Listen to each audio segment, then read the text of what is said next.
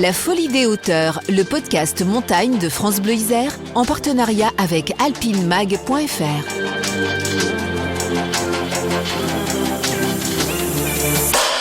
Aujourd'hui, l'histoire d'une expédition himalayenne qui a fait éclater les codes du genre. Imaginez un peu, une équipe composée de 12 femmes, venues de 5 pays et qui s'attaque à un sommet de plus de 8000 mètres, le Cho-Oyu. Nous sommes en 1959, une époque où l'alpinisme se conjugue au masculin et où la conquête himalayenne est l'objet d'une compétition entre les nations. Bref, c'est peu dire que les femmes du Cho-Oyu détonnent dans le paysage. L'aventure se termina tragiquement par la disparition de 2 d'entre elles, ainsi que 2 Sherpas. Reste aujourd'hui le souvenir de ces pionnières qui ont osé défier les préjugés. 62 ans après, l'une d'elles témoigne.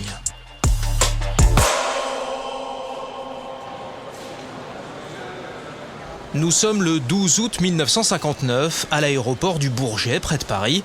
Le vol Air France à destination de New Delhi va bientôt décoller. 7 femmes montent les marches de la passerelle d'embarquement. Avant de pénétrer dans l'aéronef, elles se retournent pour les photographes. Toutes vêtues de robes, les cheveux plutôt courts, elles arborent un sourire radieux. L'une d'elles porte un chemisier blanc sur lequel sont imprimés de petits insectes de couleur. Elle lève la main droite en signe de revoir. Voilà le décollage d'une expédition aussi ambitieuse qu'atypique. Quelques semaines plus tôt, 2 membres de l'équipe étaient partis en bateau du port de Marseille avec les 5 tonnes de matériel et de nourriture nécessaires au voyage. Toutes se retrouveront à Katmandou, la capitale du Népal. Le reste du voyage se fera à pied en compagnie de 180 porteurs. 24 jours de marche seront nécessaires avant d'atteindre le pied de la montagne. Comment pouvez-vous faire supporter de pareilles fatigues à des femmes? Ont-elles reçu un entraînement spécial? Nous n'avons pas d'entraînement spécial. Nous sommes évidemment toutes expérimentées. Nous avons un entraînement alpin, si vous voulez. Mais enfin, de par le monde, il est prouvé que la femme peut supporter de grosses fatigues, aussi bien que l'homme, je crois. La montagne que convoitent ces alpinistes, ce n'est pas n'importe laquelle. C'est la 6e de la planète par sa taille, le Cho-Oyu, littéralement la déesse turquoise qui culmine à 8188 mètres d'altitude. On est entre le Népal et le Tibet. Son sommet a été foulé à 2 reprises, en 1954 par une expédition autrichienne, puis en 1958 par des Indiens. La course au sommet de plus de 8000 mètres est alors une compétition internationale. En 1950, les Français Louis Lachenal et Maurice Herzog sont les premiers à atteindre un sommet de plus de 8000 mètres, l'Annapurna. 3 ans plus tard, en 1953, une expédition britannique réalise la première ascension de l'Everest, la plus haute montagne du monde. Le néo-zélandais Edmund Hillary et le népalais Tenzing Norgay se dressent sur le toit du monde. La nouvelle parvient en Europe au moment où Élisabeth II monte, elle, sur le trône d'Angleterre.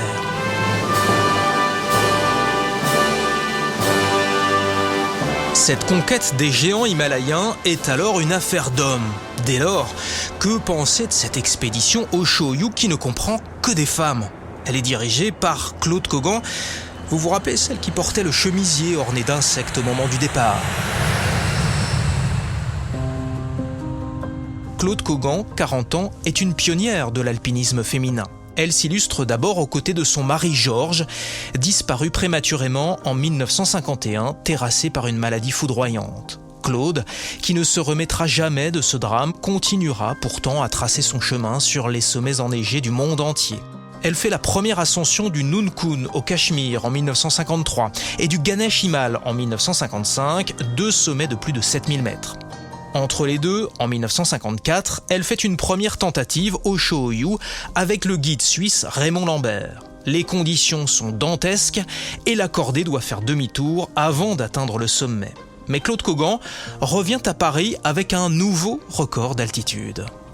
Et voilà maintenant Claude Cogan qui est toute petite et mesure combien? 1m50. 1m50, la voilà la femme la plus haute du monde. Après quelle performance? Après être montée à 7700 mètres sur les flancs du Cho-Oyu, au Népal, à la frontière du Tibet.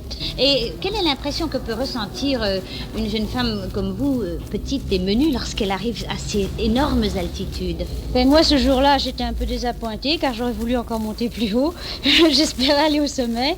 Mais enfin, j'étais quand même très contente de ma nouvelle expérience.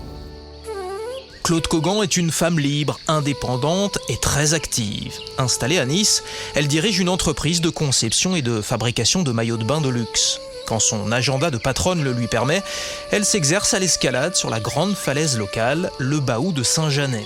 Son grand projet, c'est donc d'organiser une expédition féminine en Himalaya. Elle l'annonce publiquement en 1957. Il lui faudra 2 ans de préparation, notamment pour réunir le budget. Un exploit en soi, car les mécènes ne se bousculent pas. Une expédition féminine, internationale, et sur un sommet déjà atteint par d'autres, ça n'intéresse pas grand monde. À commencer par la Fédération française de la montagne, la FFM, que dirige Lucien Devy. Son comité de l'Himalaya organise alors toutes les expéditions nationales.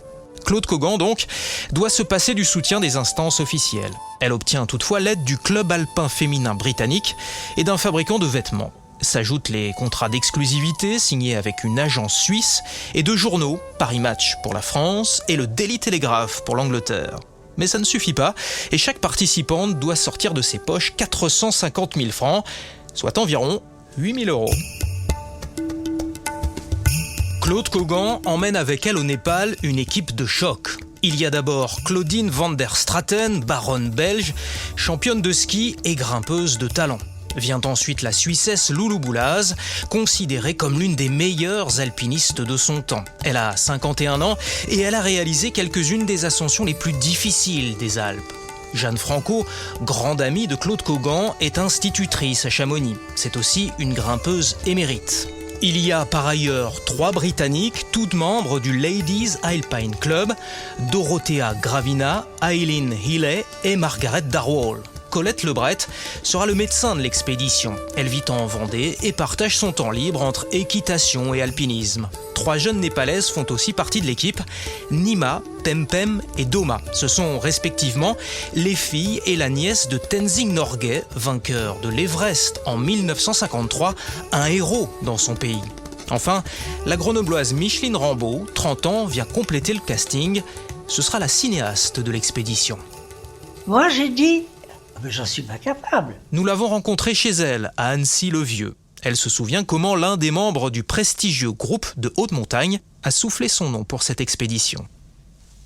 Je peux pas, il m'a dit, si, je connais ton niveau, je connais ton caractère et je sais que tu es capable. Pensez bien qu'un truc comme ça se refuse pas. J'ai donc rencontré Claude pour mettre les choses au point avec elle. J'ai payé ma cote part pour le voyage parce que nous n'étions qu'une expédition privée. Nous n'étions pas une expédition nationale comme ces messieurs, parce que la FFM, à l'époque, n'a pas voulu. La FFM, c'est la Fédération française de la montagne. À l'époque, le président, c'était M. Devy. Je l'ai rencontré, c'était à une inauguration d'un refuge. Très correctement, je vais vers lui, je me présente, je dis, je suis Micheline Rambaud, voilà, et je vais partir comme cinéaste avec Claude Cogan au Choyou. Il me regarde, et puis il me dit, le Choyou, j'ai toujours dit que c'était à Vache, alors qu'une fois qu'une expédition de femmes y sera montée, ça prouvera que j'avais raison. Une montagne à vaches, c'est une montagne facile. Une montagne à vaches, oui, c'est de la petite promenade autour de Grenoble, c'est pas de l'escalade, c'est pas de l'altitude. On parle quand même d'un sommet de plus de 8000 mètres. Ah mais oui, mais c'était la mentalité. Micheline Rambaud emporte avec elle une caméra Beaulieu R16 à 3 objectifs. Les images des camps d'altitude seront, elles, filmées par Claude Cogan à l'aide d'une petite caméra Kodak Magazine. Je suis partie sur une idée très précise que j'avais donnée à Claude et on en était d'accord. Nous étions une expédition de femmes. Donc, moi, j'étais une femme et j'avais un œil de femme sur les femmes. Dans le film, il y a un moment, il y a 2 de mes compagnes qui sont en train de se mettre du rouge à lèvres. Extrait du film de Micheline Rambeau, Voyage sans retour. Car jamais, au cours de cette expédition, ni les Européennes, ni les Népalaises, nous n'avons renoncé à ce qui a pu, aux yeux de certains, passer pour une faiblesse, mais qui souvent, je le crois, a été notre force, notre féminité. Et comment l'affirmer mieux que par un quotidien souci de notre personne ? Femmes nous étions, et femmes nous avons voulu rester.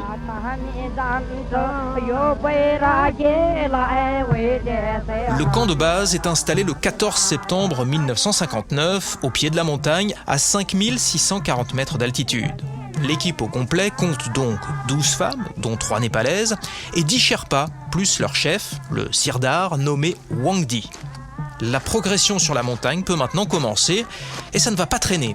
4 camps intermédiaires sont nécessaires pour atteindre le sommet. Le premier, à plus de 6000 mètres, est installé le 19 septembre. Le lendemain soir, Claude Cogan et 3 camarades dorment déjà aux 2, et après quelques heures de repos, ils font la trace vers le numéro 3. Le 22 septembre, la chef d'expédition redescend au camp de base.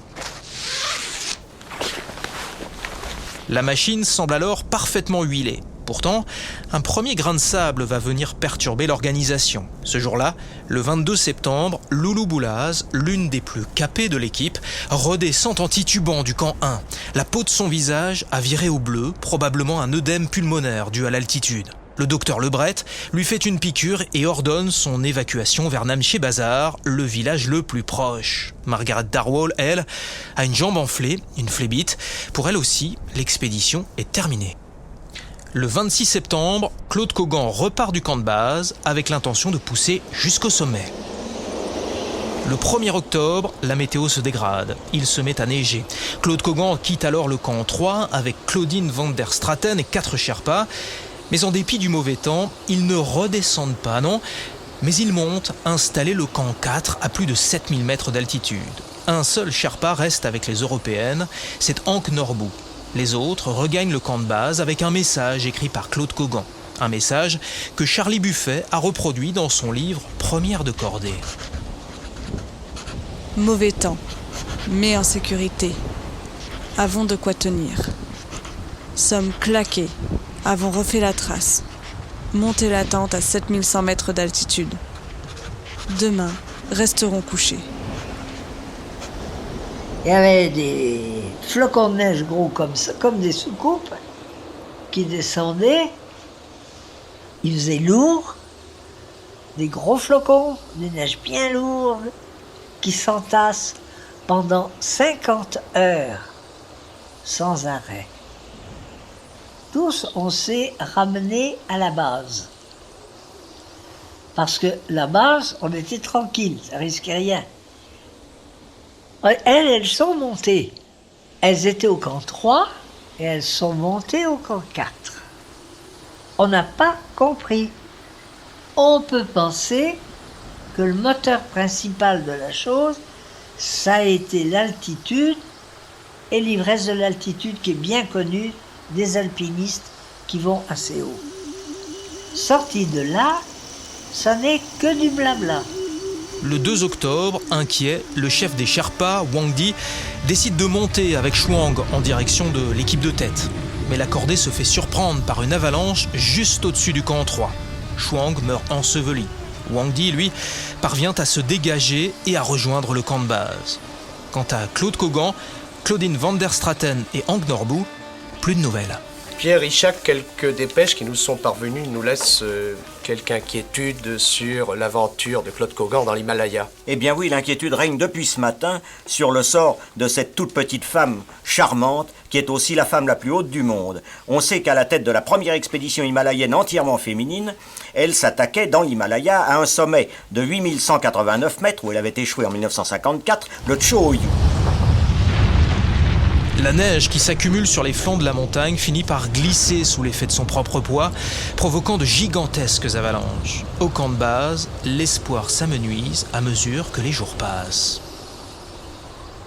Le 6 octobre, enfin, le temps se calme. Alors, une équipe se met en route et le 11 octobre, Jeanne Franco et Dorothea Gravina atteignent l'emplacement du camp numéro 4. Mais aucune trace de Claude, Claudine et Hank Norbout. Il n'y a plus rien qu'un amas de neige. Ils étaient dans une petite quitoune, vous comprenez que la première coulée de neige qui est descendue les a ramassés, puis ils ont été 3000 mètres plus bas. Il y avait des crevasses autour, ils sont peut-être dans une crevasse. On a cherché, mais on n'a rien pu voir. Le Shōyu a pris 4 vies, 4 corps que l'on n'a jamais retrouvés. Alors que l'équipe s'apprête à quitter le camp de base pour rentrer en France, Jeanne Franco envoie une lettre au correspondant de l'AFP à New Delhi. « Nous avons renoncé au sommet », écrit-elle, « pour laisser à notre petite Claude son titre de femme la plus haute du monde. Elle le restera jusqu'en 1974 et l'expédition des Japonaises au Manaslu. » Micheline Rambaud, elle, est retournée travailler à Grenoble dans le magasin de photos de ses parents avant de voguer vers d'autres horizons professionnels. Le film qu'elle a tourné au Shōyu a été primé au Festival de Trento, en Italie. 60 ans plus tard, elle a décidé de publier son carnet d'expédition en mémoire de Claude Cogan. Vous n'avez pas de regrets ? Regret qu'il soit mort, tous les 4, oui, mais autrement, j'ai sûrement pas de regrets. Et au-delà, j'ai fait ce que j'avais dit à Claude que je ferais, et je l'ai fait, et c'est pour ça que je suis heureuse d'avoir eu le courage de me mettre à écrire ça, d'arriver au bout, et surtout maintenant que ça soit publié, parce que comme ça, cette première expédition dont maintenant on ne parle plus du tout, on va la remettre un petit peu à l'honneur. C'est un souvenir de ma vie, c'est quelque chose qui est hors l'ordinaire. C'est quelque chose d'extraordinaire. C'était l'histoire de l'expédition féminine au Shōyu en 1959. Si vous voulez en savoir plus, voici un peu de lecture. Les carnets d'expédition de Micheline Rambaud, parus dans les cahiers de l'histoire du pays maraîchin, et bientôt réédité par les éditions du Mont Blanc de Catherine Destivelle. Il y a aussi Première de cordée, écrit par Charlie Buffet chez Robert Laffont. Il s'agit de la biographie de Claude Cogan, un livre passionnant. Et puis le film de Micheline Rambaud, Voyage sans retour, est visible gratuitement sur le site de la Cinémathèque d'images de montagne. La folie des hauteurs, le podcast montagne de France Bleu Isère, en partenariat avec alpinemag.fr. Récit Lionel Cariou, Simon Berthier à la réalisation. Un immense merci à Micheline Rambaud pour son témoignage précieux. Merci aussi aux documentalistes de l'INA.